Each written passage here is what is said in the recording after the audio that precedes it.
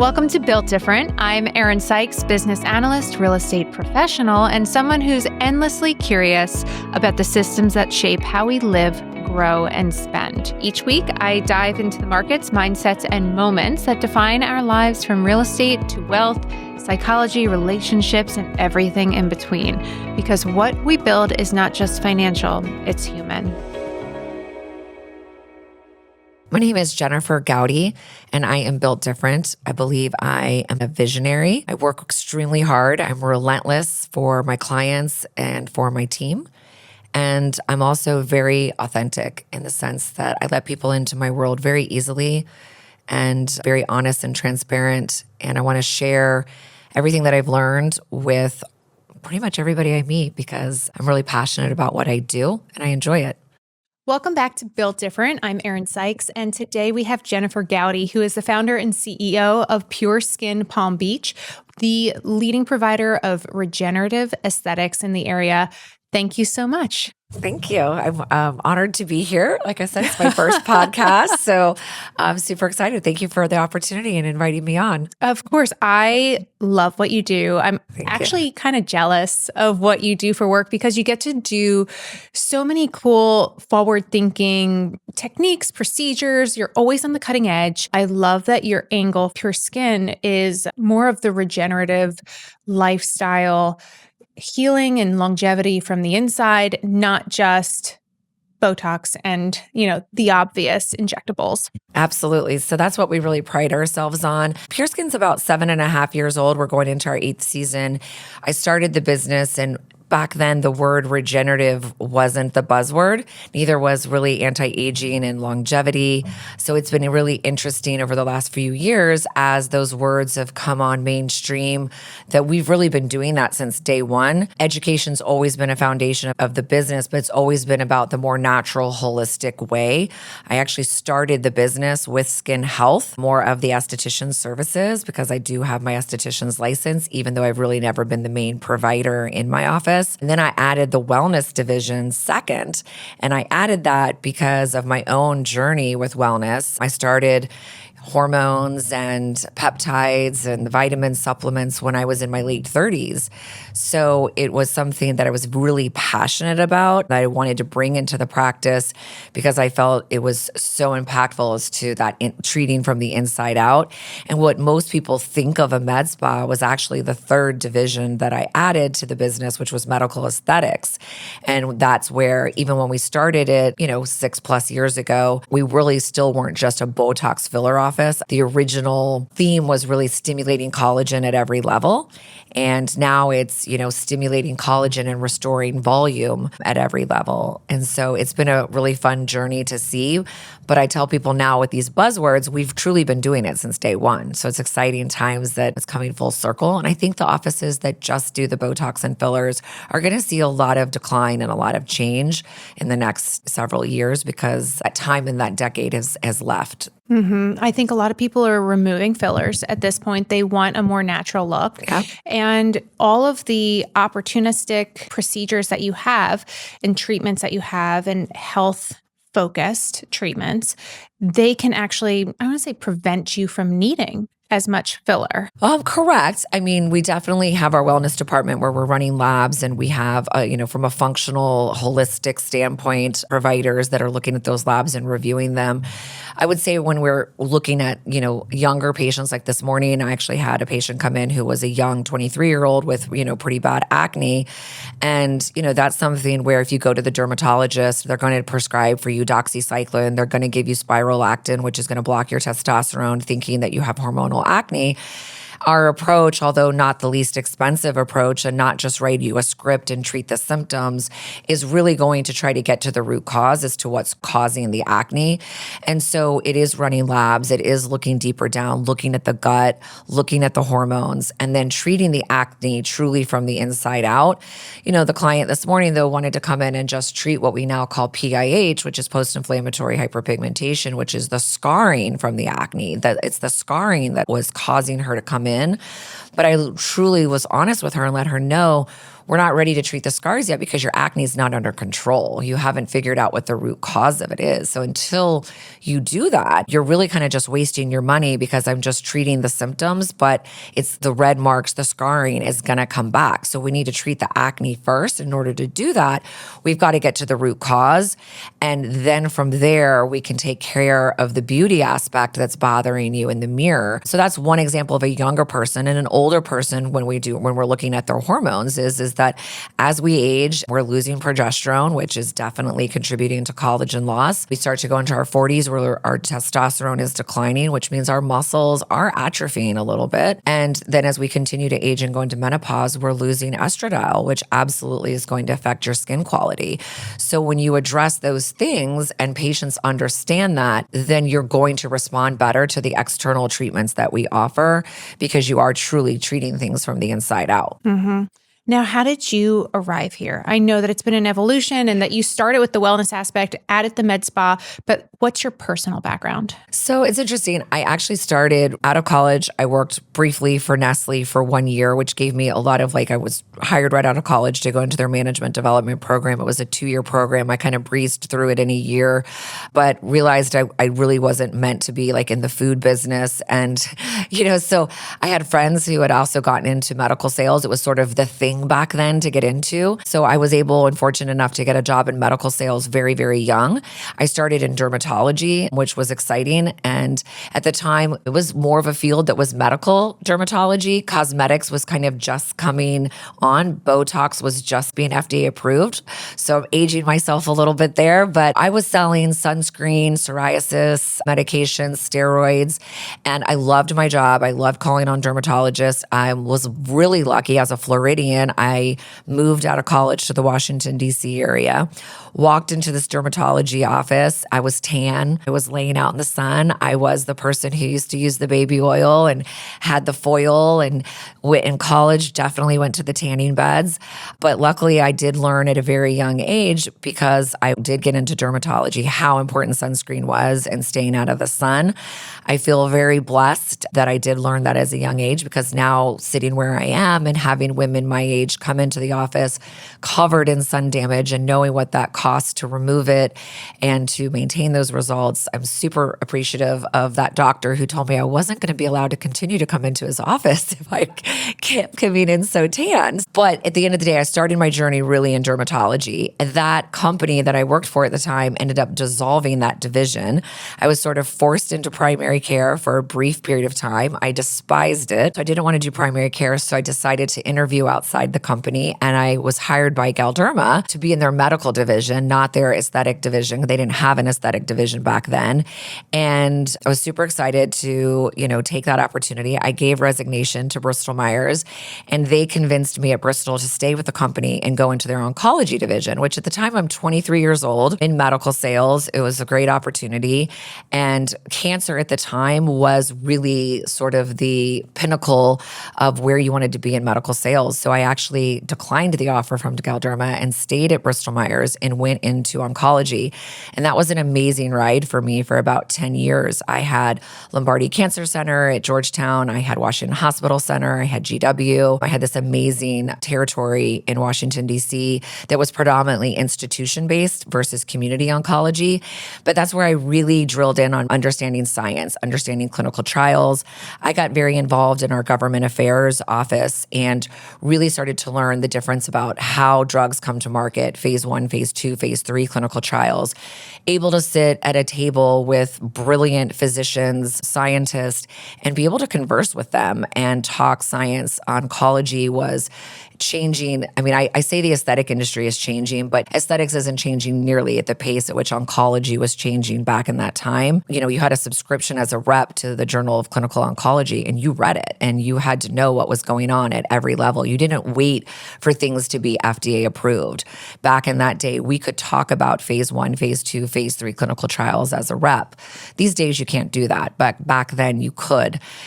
And so as times changed and that moment changed where you couldn't go into doctors' offices anymore without fear of legal repercussions, I decided, between oncology being a hard sector in the sense of walking into an office, seeing patients getting chemotherapy, biologics, just the emotional hardship that is to see people, it's not a very upbeat environment to say the least. And I'm a pretty, outgoing, social, have fun kind of personality. So I found that to be challenging, that coupled with the fact that we were really getting handcuffed in how we could help patients. So back in the day, I really did feel like I was bringing value to doctors' offices that were able to give value to their patients. And towards the end of my oncology career, I really felt like I was just becoming like a reimbursement rep and that our hands were tied. We had to wait for things to be FDA approved before we could talk about them, before patients could get access to them, which it really was a complete shift. So I realized I wanted to get out of that. It was kind of simultaneously, I was also wanting to get back to my home state of Florida. I was blessed that I was working for Genentech at the time. They've moved me back to Florida and I stayed with them for several more years. And the final shift was when I moved down to Florida, I went from having all of these amazing institutions that were 10 years ahead of the times, but I had no idea they were 10 years ahead of the times. But we were doing cutting edge research. And I came down to South Florida. I had all mom and pop community doctors' offices. And I was going into them and I was like, oh my gosh, like they're so behind the times here. And I can't do this anymore. This is just too hard. So I was like, what do I want to do? And I kind of leaned into my dermatology days and how much I loved being in those offices. And now cosmetics was booming. I was at the age where, I was even intrigued as a patient and wanted to learn more. And I was like, I want to be in an industry where if you have the money and you want it and it's not insurance based, it's, not going to be as handcuffing as the oncology world was, because I was feeling like this reimbursement rep. So I wanted to get into something that was more cash pay, where based off of my skills and what physicians could really talk about and do for patients. And I was interested in the beauty business. So it was hard to break into it. I actually found my way in by going into medical device, which was shocking because it is sort of, once again, like a harder field to get into, particularly I think for women. I was in a predominantly male world, but the company took a chance on me and I took a chance on the company. I worked with, my first job in aesthetics was working for Zeltiq, which is known today as Cool Sculpting. But back then it was Zeltiq the company, it was Zeltiq the procedure, it was pre-FDA approval, and we weren't sure if it was going to make it. So I took a chance and I learned a lot very quickly. And then my career kind of grew into being known sort of as a person who launched new technologies and in the aesthetic market. And the laser business, the laser world definitely, it has a reputation, pluses and minuses for whatever it is. But it was after you've launched so many new products, I think it's hard to kind of continue to switch companies and it gets tiring to do that. So the last company that I worked for, I knew going into it, like I said, this is my last device gig. This is my last launch. And when I leave this, I want to start my own thing. And I knew for several years I wanted it. But like I always say, it wasn't a dramatic moment where it was like, okay, now's the right time. It just, life happened and it fell into place where it was supposed to. I ended up leaving that company. It didn't really have the most successful launch. So it was like, okay, the writing's on the wall. Like I knew this was going to be my last gig. It's not going the way it's supposed to. It's time to cut the cord and start over. So then I decided to go to esthetician school, got my license to become an esthetician. At the time, I used to work for All Therapy. I had an All Therapy device. I used to sell the machine. I used to do the installations and trainings for the machine. I really believed in the technology and I was passionate about it. But I felt it was really important if I was going to open my own business, I needed to have that esthetician license, but you also needed to have a medical director as well to do that. So that was really what started it. And it started out as a mobile business, working inside of doctors' offices, going back to some of the people who didn't buy the technology from me. I went back to them and said, hey, I have this machine and we can do this business modeling. So I'm driving around and I'm, going into doctors' offices, delivering these all therapy treatments for them. And it was a good business. But then I started realizing all therapy is typically you have got a patient on the table for 2 hours. So you're building this relationship with them. And I'm basically realizing I'm giving them like this full consultation in these 2 hours. Now I'm recommending all of these other things for them because it's not just one treatment fixes everything. It's a multimodality approach. So you need a little of this, you need a little of that. But I didn't have all the tools in the toolbox. I just had one tool, but yet I was sharing with them so much information and they enjoyed learning the information. And then they were calling me like, well, where should I go for this? And where should I go for that? And what should I do next? And da. And I was becoming this person who was educating them and sending them to these different offices. And then I kind of realized, well, I'm kind of not enjoying driving around the state of Florida anymore doing these treatments. I'd like to kind of just drive and be in my backyard. And so there we go. Pure Skin began. It started in a little room. I rented a space in the back of Melanie Bone's office where Celis is now on Dixie. And then a year later, I moved into where we are today. And then the space has expanded. And then we're going to continue to expand as we grow. So it's been an evolution. It's been an exciting one, but it wasn't like one moment kind of took me there. But it's a lot of years of my medical background in different fields. Because now today I really, even though you introduced me as a owner, founder, CEO, what I really enjoy doing is being the patient care coordinator every day. And if I could get more time doing that, that was what I would really love to do because that's what I'm passionate about. Yeah. And it's so funny that, obviously you had a lot of learnings over your medical device and medical sales history. But I always feel like there is this serendipitous moment where, at least in my experience, I never wanted to leave a job. I was never going to be the one that walked away, even though it might have been in my best interest. But circumstantially, I just feel like God had a plan and he always kind of pushed me out and made me do whatever my next step needed to be. Yeah. And I think that was similar in your situation where, you knew in your heart that you wanted to do something on your own, but you needed that last device to frankly fail in order to take that next step. Yeah, absolutely. And I think it's been interesting. Like when I started the business, I didn't go into it to build what I've built today. It's sort of just like it came to me as I was doing that mobile business that I wanted to open my own place. And then I opened my own place and I always thought I'd just be small and it'd be me. Actually, when I went to esthetician school, I actually thought I would be the one, just a little one-room place. I'll do some facials, I'll do some microneedling, I'll do my Althera, and this will be fun. And, I'll make good money and I'll enjoy life and things will be nice. And then I got in it and I was like, I can build this. Like, I can do this. Like, I did see a niche that was missing when I was out there selling, medical equipment. I called predominantly on plastics, derms, and med spas. So I did feel there was a missing niche, and that was this education and this personalized consultation and this developing of a plan. I just felt like so many of these places oversell, they underdeliver. There's just a lot of bad marketing in that oversell, underdeliver market. But I also feel like so many of them are just running like factories. And so I wanted to do it different. When I started the business, I didn't envision it to become what it's become.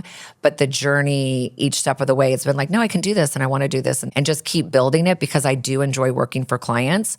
And so it's like if I don't offer the service or I can't help them, I either always wanted to refer them to the right person, or eventually then I just started bringing it all in-house so I didn't have to refer them and they could just be all under one roof. Mm-hmm. And that's getting more challenging to do, particularly as we're running out of square footage.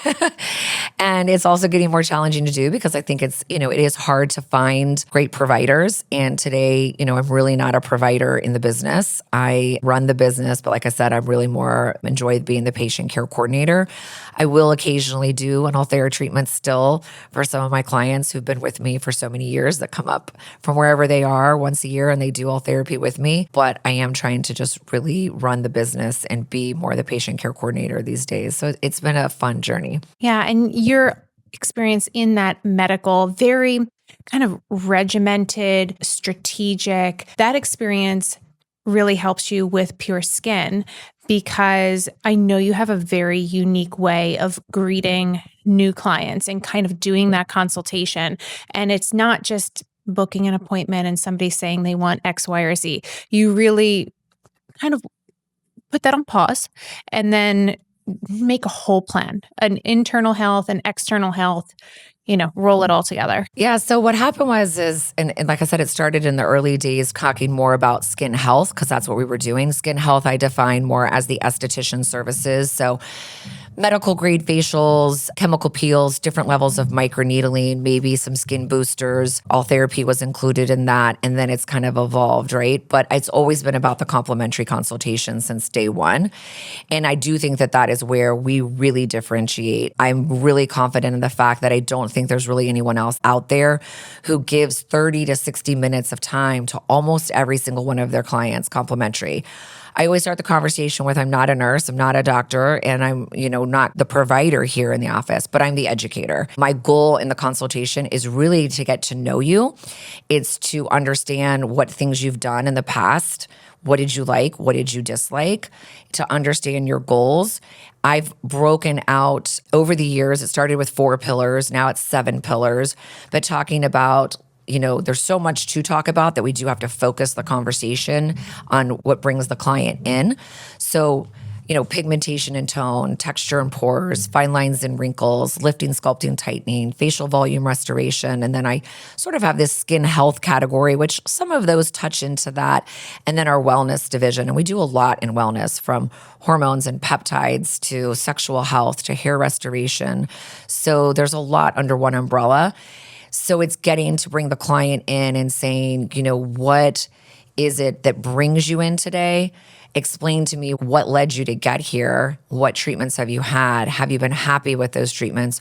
And are they open to a potentially different approach? And then sometimes people don't know what bothers them. They want you to look at them and say, tell me what you think, right? And so I've recently purchased this new machine called Aura Skin Analysis. It makes my life a lot easier in the sense that a picture's worth 1,000 words. What we see in a mirror isn't necessarily reflected in a picture. And so we can kind of do that collaboratively together with the client, where I show them their picture, I'm shadowing it, I'm moving it around, I'm going through the different layers of their skin and skin analysis, but I'm talking about facial aging. We're talking about the different levels and depths of tissue and what works where.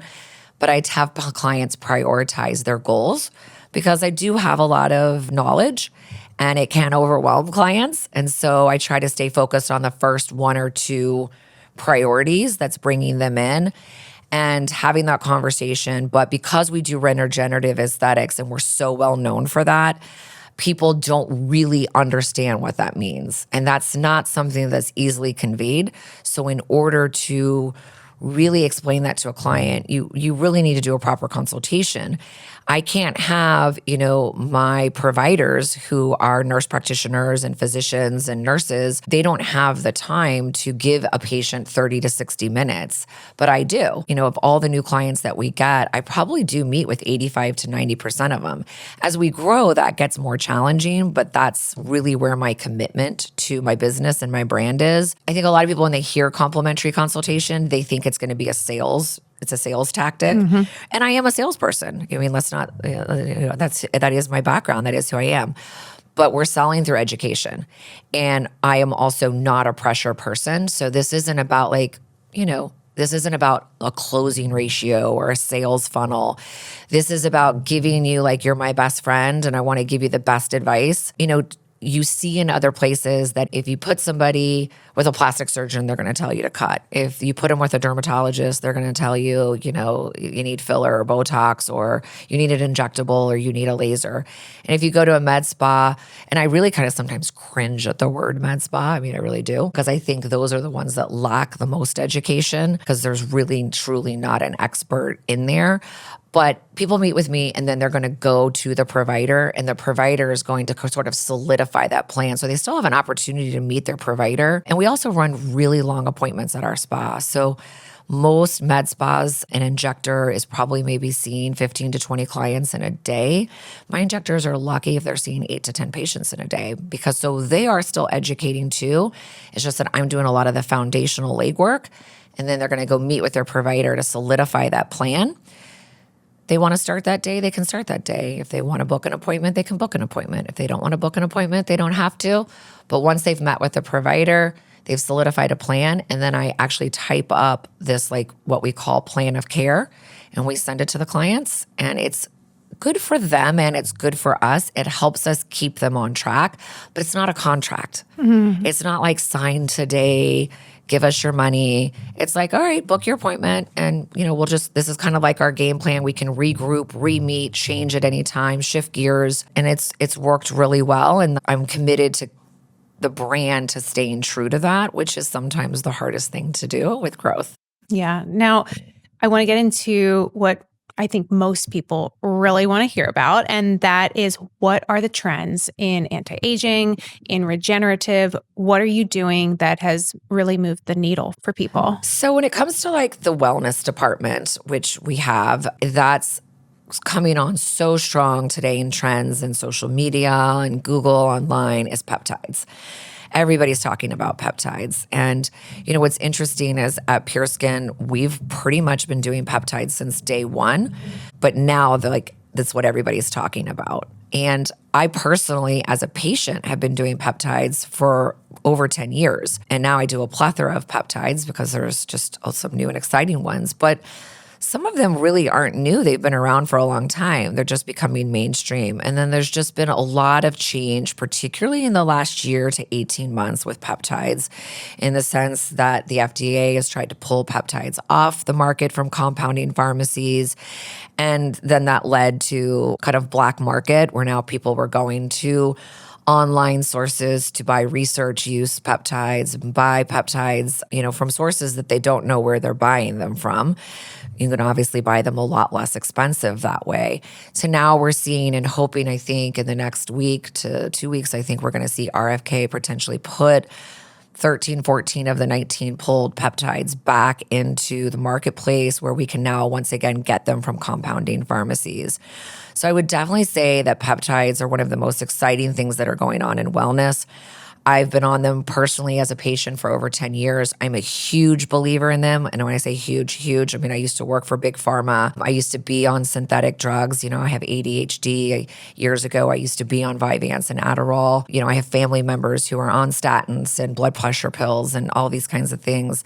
I am, 51 years old. I'm completely free of any medications, and everything I do is vitamins, supplements, holistic, plant-based. Peptides are a string of amino acids, and I think they're most well known as GLP-1s. And what, GLP-1s, semaglutide, Ozempic kind of put peptides into business. But what people don't realize, they've been around for a long, long time. Or just now people are getting into health and wellness and fitness. So I think those words are big words, and they can mean a lot of things to a lot of different people. But I definitely think we're going to see this whole peptide thing evolve, and it's going to become more. And it's definitely something that, with that being a business sector of mine, I'm keeping a very close pulse on it. I'm really passionate about it, but it's also does require, once again, a significant amount of hand-holding, explaining, making sure people are doing things the right way, which can be challenging. And then as far as aesthetics, definitely the most exciting thing is regenerative aesthetics. That's the word we're using today. Like I said, I feel like at Pure Skin, we've been doing that since day one. Myotherapy machine was all about stimulating collagen and explaining where you're stimulating it, and also been always a huge believer in a product called Sculptra. I've been using those products since I was in my late 30s personally. So I'm very much about kind of my favorite finds and sharing with people the things that I've done that have worked, and not being a gatekeeper to the secret sauce and letting everybody know what those things are. In the last few years, we've had another great products that have come into our hands, like Renuva, which is an injectable that stimulates your own fat. I personally did a huge reset last year on my own face with Sculptra and Renuva. And then also a third product that's come out called PDGF BB, which is also pretty controversial right now in the aesthetic industry. Been around, once again, for 16, 20 years, has 4 FDA approvals, but it is being used now off-label in aesthetics. But absolutely amazing results, completely regenerative. And so it's replacing like with like. It's treating the root cause, not the symptoms. And so we do Botox and filler, but I tell people we're not a Botox filler office. We are here we do these long consultations to educate you on why you should, start with the foundation of your face, treat from in the inside out, work your way up. You're not going to get instantaneous results, but you're going to, I call it the 401k plan for your collagen or your fat, right? But we do filler. And if you need instantaneous results, if you've got a big occasion or that's just what you like, I also say filler when it's done correctly and it's done well, it doesn't look bad. So, a lot of our clients come in because of our marketing, because of our reputation, seeking out that regenerative approach. They come in saying, I don't want filler. I don't want filler. And I say, that's not our biggest thing that we do here, but I also don't want you to be a hater on filler because it has a place. Every tool in the toolbox has a place. It's just not what we want to use as the foundational thing to volumize your face. We want to stimulate that collagen. We want to stimulate that fat. We want to rebuild that bone. And then we want to use fillers really as a sculpting tool at the end. I call it the icing on the cake or the decorations on the cake. It's the final tool in the toolbox to just bring it all together. But if you have somebody who's got a big occasion in a month and they don't have time to wait for regenerative aesthetics, fillers can be done, and they can be done really well by an expert injector who knows what they're doing, and you don't look like you've got duck lips or that you look overfilled. So I think filler has definitely taken on a bad reputation, but there is a place for it in my professional opinion. Go back to the acronym that you use, PDGF-BB. What is that? So platelet-derived growth factors. It's really, really cool. So this scientist by the name of Sam Lynch, he owns Lynch Regenerative Medicine. He discovered 20 years ago, he's been doing research, that the quality of our PRP, our platelet-rich plasma, we pull your blood, we spin it, we get your golden plasma. For years, think of the vampire facial. I know 20 years ago when I was out there in medical sales, we were talking about vampire facials, right? And I can remember, even though it wasn't like what I was really selling, but I was in the industry, I was aware of it. You'd see clients who'd get amazing results from vampire facials, and then you'd see people who weren't. You kind of scratch your head and be like, that's weird, that's why. Well, we've kind of discovered why. The quality of your PRP is declining as you age. So at Pure Skin, like I said, we've been open for, almost 8 years. We've really never used PRP inside of our practice in clients that are 40 plus. Today, we don't really use PRP unless you're pregnant because we don't have a lot of other options for you when you are pregnant, but we can still use your PRP. And typically you're going to be younger if you're pregnant, and typically your PRP is still going to be good quality. So inside of our own PRP, we have these cells called PDGF-BB cells. You have them, I have them, we all have them.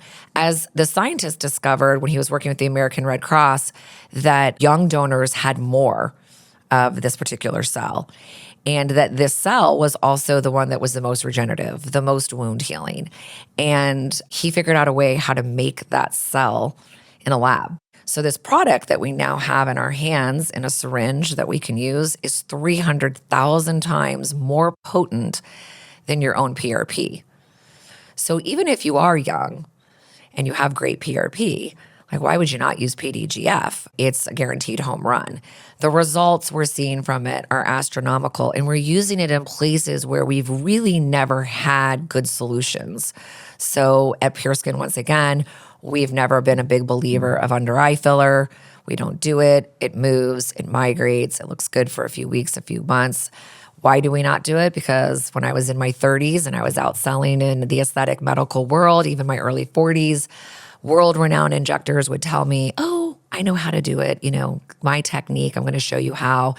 And I've chased that for many, many years, trying to remove under eye HA fillers from my under eyes. We've never had good options for forehead rejuvenation. Like Botox is treating fine lines and wrinkles.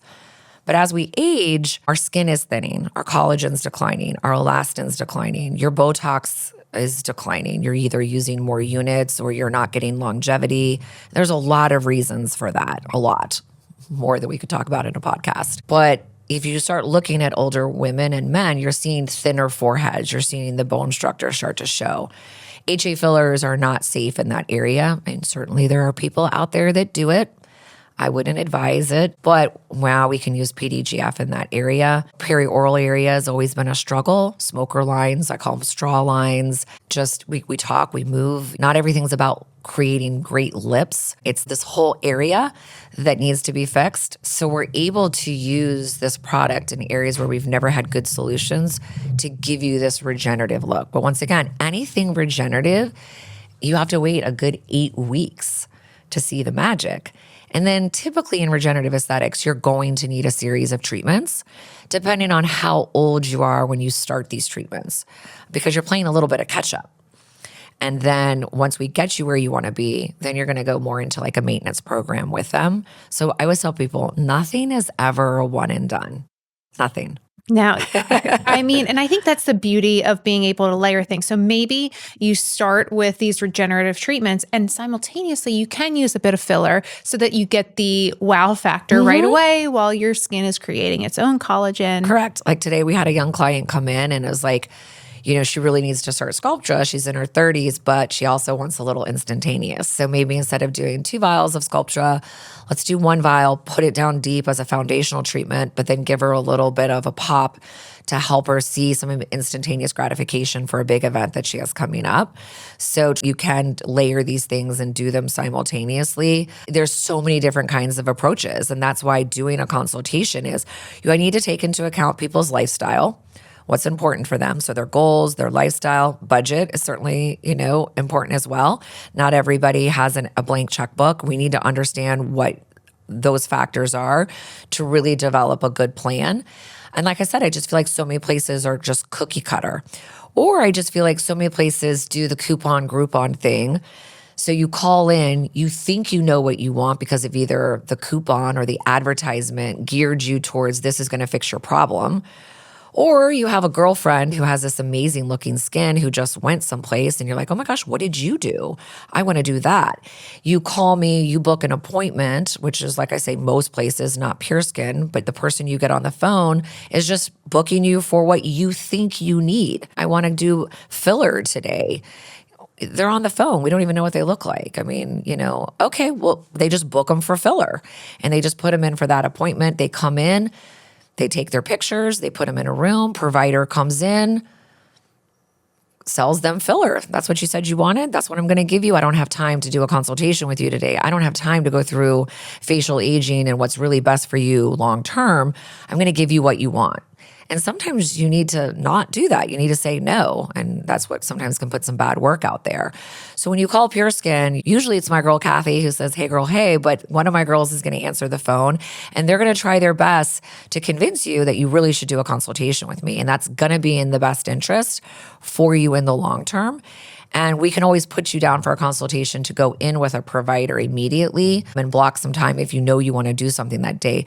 But I really don't like clients coming in and booking their own appointments for things without me or somebody on my team meeting with them first.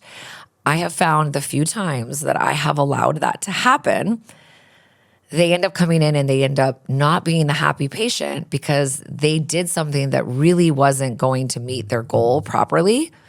Or they were not given the right expectation that yes, you're going to see a result from one treatment, but you need to do a series, or, you needed to do things in a different order, or it's just that's your friend came in to get a glow and you're covered in sun damage. So what she did and what you did, you don't have the same skin, you don't have the same genetics, you're not the same age. All these different factors matter. And that's why, once again, that personalization, that customization, and it's a conversation and it's critical to the long-term success of a patient because they don't know what they don't know. Mm-hmm.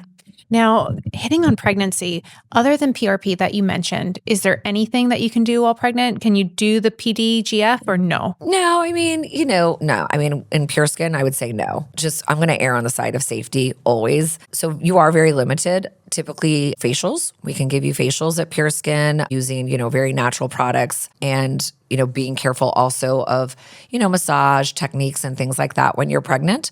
And then we basically can do microneedling while you're pregnant and we can use your own PRP. But when we do microneedling at Pure Skin when you're pregnant, we can't let you numb. The topical numbing has lidocaine and tetracaine in it. So we're not going to be able to numb you. So I always tell my my pregnant patients, you have to have good pain threshold to do microneedling. Our microneedling at Pure Skin is a little different than most places. It's going to be deep. It's going to be aggressive. It's going to give you downtime, and it's not a fall asleep spa treatment. So, but we do have clients that do it, and that is the best time to use your PRP. But I also love microneedling, and obviously, usually women are younger when they are pregnant. So, starting at a young age doing microneedling, I think is one of the best things you can do for your skin. I tell people you're never too young to start. You're never too old to start. You can never do too much. Do what the budget and the lifestyle allows you to do. You'll never be disappointed from microneedling. I say, at least the way we do it at Pure Skin. Microneedling is not consistent across the board. So you really want to go to somebody who understands really how to use it. It's great for your texture, your pores, fine lines and wrinkles. It's so natural. It's so beautiful. It's one of my absolute favorite treatments. And so if you have a patient, maybe you can break down a 20-something, a 30-something, 40-something, 50-something. What would you recommend that they do on a regular basis? So 20-year-olds, absolutely start wearing your sunscreen. Of course, we live here in Florida. You are getting sun driving your car. You are getting sun going out for the walk. Even with your hat on, it's bouncing off the water. It's bouncing off the cement. So you've got to wear sunscreen. I'm personally a big believer in mineral-based sunscreen, which is your titanium dioxide, your zinc oxide. Absolutely want you to start microneedling in your 20s, and absolutely would tell you that it's skin boosters, good home care skincare routines. You want to have your vitamin C's, lightening and brightening products, moisturizers. I'm personally a fan of a low dose retinol, not a high dose retinol. The derms typically like the retin-A's and the tretinones, even in young patients. I like consistency. I like things that you can do that will keep your skin consistently happy. So those are the big things that I think you start in your 20s. We're obviously seeing younger women today come in wanting Botox, wanting lip filler, wanting these things. And I'm not going to say we don't have those clients, but we really try to direct them into microneedling, facials, good skincare, and very small amounts of those things. So I don't love doing it, but we do have where we call it a baby lip plump, because you really don't want to put like this full syringe of filler in your lips. I mean, obviously there are some 20-year-olds out there that weren't blessed with beautiful, thicker lips or voluminous lips, but we don't want to overdo. I mean, our whole mantra at Pure Skin is to keep you natural. So if you're looking for the overdone look, we're not your fit, and that's okay. I'm proud of the work that we put out of our clients, but saying no is important. And we do say no to some of our 20-year-olds. Like, you don't need that. You're beautiful. Like, go do some microneedling, or, come in and get a facial and do some skin boosters. So going into your 30-year-olds, you are kind of then now, yes, your early 30s, let's add a little tox. Let's start doing some baby tox, start introducing some of the areas. Mid 30s, you are starting to lose collagen. You are going perimenopausal. You don't know it yet, but your skin and your body does. So we are a believer of starting Sculptra in your mid 30s. You don't need as much and in your mid 30s as you do if you start Sculptra in your 40s or 50s, but we want to get you started on it. So maybe you start with one vial twice a year. Do some baby tox a few times a year. You don't necessarily need to come see us every 3 months for tox, maybe twice a year, maybe 3 times a year. Keep up with your microneedling, sunscreen. Now, have you been wearing your sunscreen? Because we do see a lot of 30-year-olds who were like me, teenagers, college students, didn't get the memo when they were 22 like I did, and spent a good portion of their 20s on the beach, on the boat. They now come in their 30s. They're seeing the sun damage. It's starting to happen. So that's where we have energy-based devices like BBL, Broadband Light, and Moxie that can really start to help them even out their skin tone. We're treating acne patients with those same technologies, trying to treat post-inflammatory hyperpigmentation, PIH. Microneedling is also going to be great for treating acne patients and acne scarring. So that's really kind of the base. Maybe you do some RF microneedling in your 30s if you've had some weight loss and you feel like you need some tightening to your skin. I really prefer RF microneedling. Oral therapy. I started oral therapy in my late 30s, and I just did it once a year. Now I'm 51. I do it twice a year. So now you go into your 40s. You're starting to age. You now need to come in more frequently for Botox. We need to do some more sessions of Sculptra and more vials of Sculptra more frequently. Maybe you need a little bit of filler. We're starting to see, some areas where you're starting to lose that volume, that we need to do the little tweaks and start doing those things. Keeping up with that skin health, which is going to be your tone and your texture and your lifting and tightening. Those are going to all be energy-based devices, I call them, because not everything is a laser. And possibly we're going to start doing some Renuva. Renuva is the injectable that stimulates your own fat loss. We're doing more Renuva these days too, because of the GLP-1s, because of the Ozempic face. The key to doing a product like Renuva is making sure that you are at a maintenance weight. So we have a medical questionnaire. One of the first questions we ask is, are you on a GLP-1? And are you on it? Are you on maintenance? Are you actively losing? Because there's certain products now that we know we should or shouldn't be using if you're actively losing weight with GLP-1s. And we're also seeing decline in Botox longevity with those GLP-1s. So once again, all comes back to education, right? By the time you're in your 50s, you're definitely needing Sculptra, Tox, Renuva. Hopefully you're on hormones at that point, because definitely I'm a believer that if you don't start hormones in your 30s, you absolutely should start them in your 40s. Your progesterone declines. I started progesterone in my late 30s, added testosterone in my early 40s, my late 40s, added estradiol, do a lot of peptides, treating things from the inside out. I honestly feel better today at 51 than I did when I started the journey at 37. Not just exterior, the way I look in the mirror, the way I feel, the way I wake up in the morning, less brain fog. Sleep is the most amazing thing I found in my 40s through hormones and peptides. I felt like I didn't sleep in my 30s, probably because I was on Adderall and Vyvanse and, just didn't sleep. So there's so many tools, once again, in the toolbox. It's just, I think coming to a place like Pure Skin really helps you set up this annual plan. Like I tell people, we can do an annual plan, we can do a 6-month plan, we can do a wedding plan. You're not signing a contract, but we're helping you keep on track because we map out on a calendar, because people get busy and life flies by and you're like, oh my gosh, I haven't been in 4 months. So how do we keep you on track is important. And the sooner you start, the better off you're going to be. Even people who need a facelift, like I tell them, you don't just wait. You can still invest in your face and still invest in your health and your wellness. And you're not wasting your money, because a facelift is really only going to remove the excess skin and lift and tighten. It's not stimulating your collagen. It's not stimulating your fat. It's not improving the pigmentation and tone of your skin or the texture of your skin. And it's really not even helping with your bone structure either. So don't wait for the facelift. Get started. There's a lot of ways to do that. Now, if you're going to do a facelift, let us know, because we are going to stop things so that the doctor can go in there and do his job and do it well. Consultation, education is what it really comes back to. And I think the biggest thing with anything, in whether it's skin, wellness, or just in life, work ethic, it's all about consistency. Absolutely. And then adding in things like IV drips or the peptides, go into some of the peptides that you think are, the biggest bang for your buck. I've personally done the BPC 157, compounded with the TB 500. I thought that was a home run. Yep. It helped me heal all of these old injuries that I had from tennis or from rowing or whatever. I stopped aching every day. So I was on that for 6 months. I did I always get these initials wrong, GHKCU, which is a copper peptide for skin, for glow.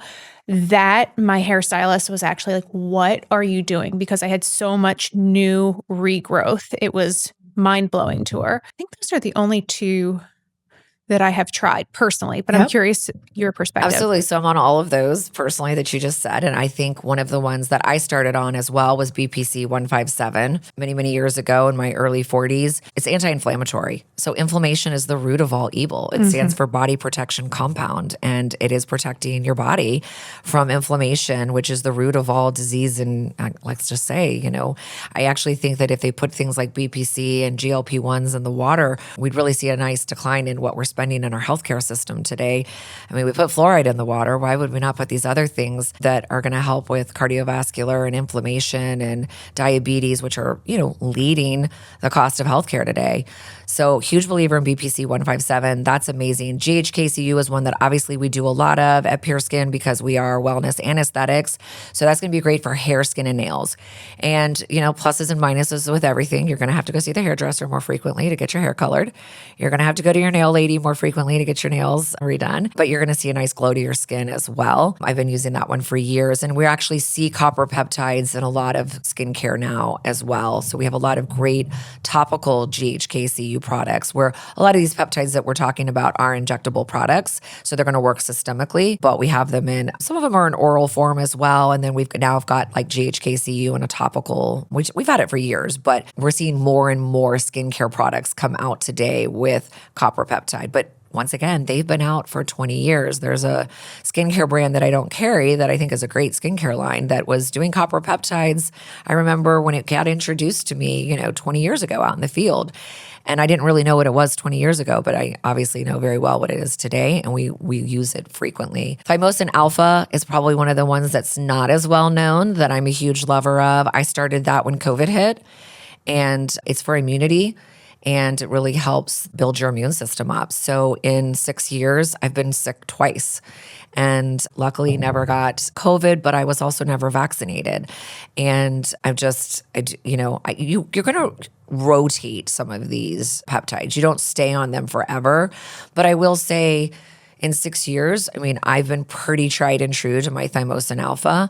We actually have one in a pill form that has thymosin alpha and thymosin beta in it together. So for people who don't want to do injectables, I think that's a great, I actually tell my staff, take it, trying to keep them healthy so they don't get sick and they don't call out. Not be able to come to work.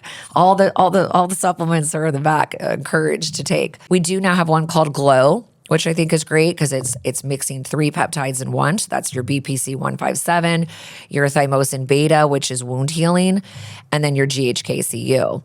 So that one we really encourage our hair restoration clients to do. So when they come in for hair restoration, we're typically doing, back in the day, we used to do, maybe that was where we did a little bit of PRP or what we call PRFM, which is sort of a more just the way you spin the product, right? But we're doing less and less of that today. So now we're using more exosomes, PDGF, but we've always been using those 3 peptides. So if people come in for the actual hair restoration, then they take the Glow peptide home and do that at home. So that's really replacing the minoxidils that people know of and the Rogaines and things like that, and doing these more holistic hair restorative things. And you're going to see that the growth is pretty amazing from these products. And I think that there's so many therapeutic uses.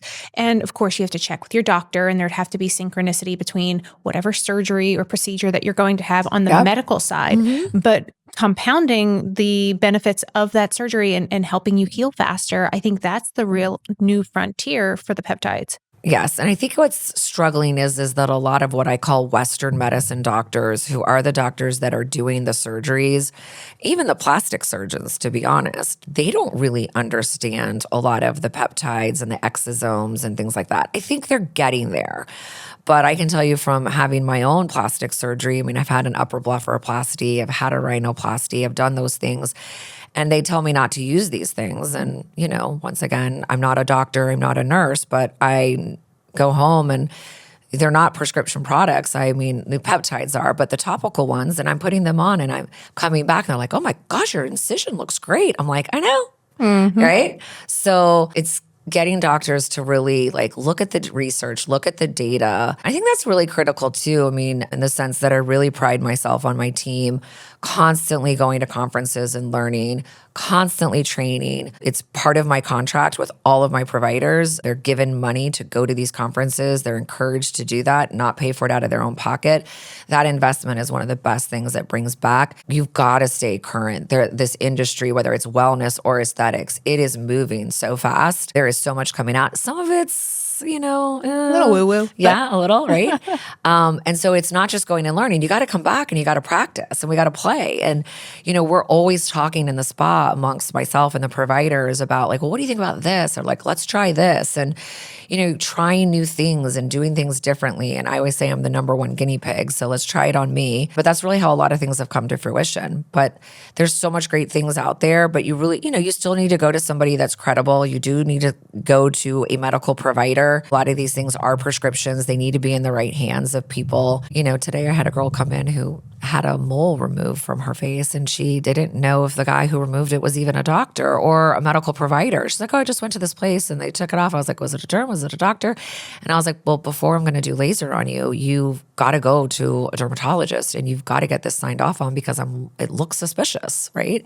So integrity is huge. And there is a lot in this industry, particularly I say in South Florida, but all over, that you have to be really careful with.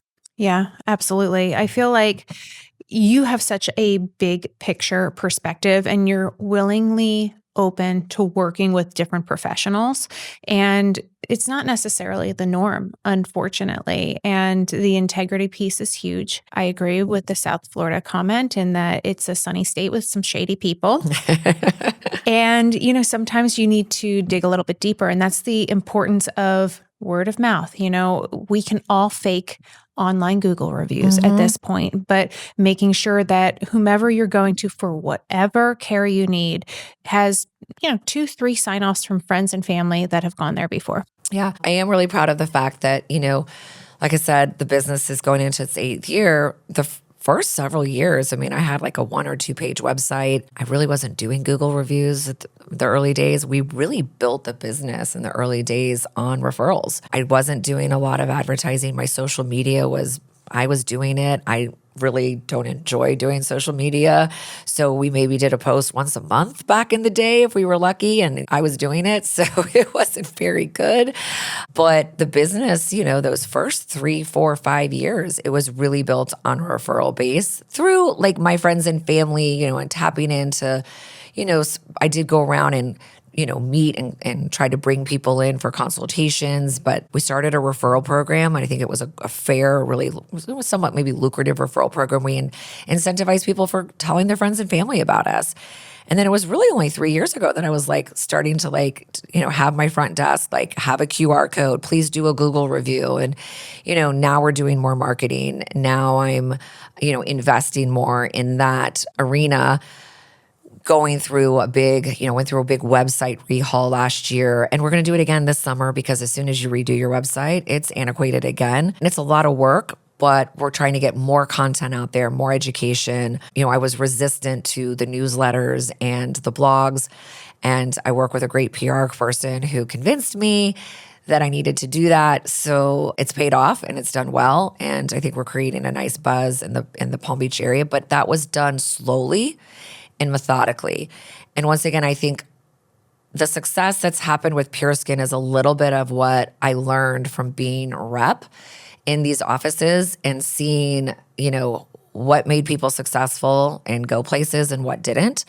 And I saw good and I saw bad, and I took note of that. And, I look at the offices and the physicians and the providers that I called on that did it well, and I tried to incorporate the things that I thought they did well into our business. I still don't think anyone's doing consultations quite to the level that we are, but I really like photography. I really like showing people their before and after photos. Like I said, what you see in the mirror and what you see in a photograph are very different things. And you take a picture of a client and you put their picture in front of them and you talk about it with them. You're going to point things out to them in a way in which they never really saw, but they're going to see it. So right now, our current space doesn't have TVs in every room. Our new space will have that. We'll have a private photography room, but we do photography. We do put the pictures together. I need to get better about putting my before and afters out there. It's hard to get consents. That's the biggest challenge. But it's so great when clients come in and you can see this transformation in photography over years. But it really is the setting stage for starting, right? But then you also see the failures of the people who tried to, one of the biggest things that I tell people is I see so many med spas that fail because they want this perfect location. They want everything the day they open their doors. And they go find the perfect location for their med spa. And then they do this enormous spend on build out. And they've got this beautiful looking spa. It's just so beautiful. They go out and buy, anywhere from $200,000 to $500,000 worth of lasers and energy-based devices. They have beautiful social media, beautiful websites, and everything is just gorgeous looking. And they open their doors and they don't have a single client. And so then they get desperate and then they start doing coupons and Groupons and advertising, and they're just trying to bring people in for volume. And I avoided all of that. I mean, I started in one room and then I moved to 1,200 square feet. Now I have 2,000 square feet. And now I'm going to build a new center with 3,000 square feet. And maybe we'll have 2 locations. We haven't decided yet. But I started the business with an Althera machine, then I bought a Moxie, then I bought a BBL, and I added treatments slowly, thoughtfully. I started with skin health, then I added wellness, then I added medical aesthetics. So in the early days, we weren't even doing Botox and regenerative injectables. And now that's like a big sector of our business. But I added things very slowly, very thoughtfully, and built the clientele up with it based off of knowing who my clientele is, what is my demographic, and what are they looking for. And then I brought the services in that my demographics wanted versus just opening the doors and it's like throwing somebody at the wall and seeing what sticks. And that doesn't really work. And that's why I think we're seeing so many med spas that open and within a year they're closed.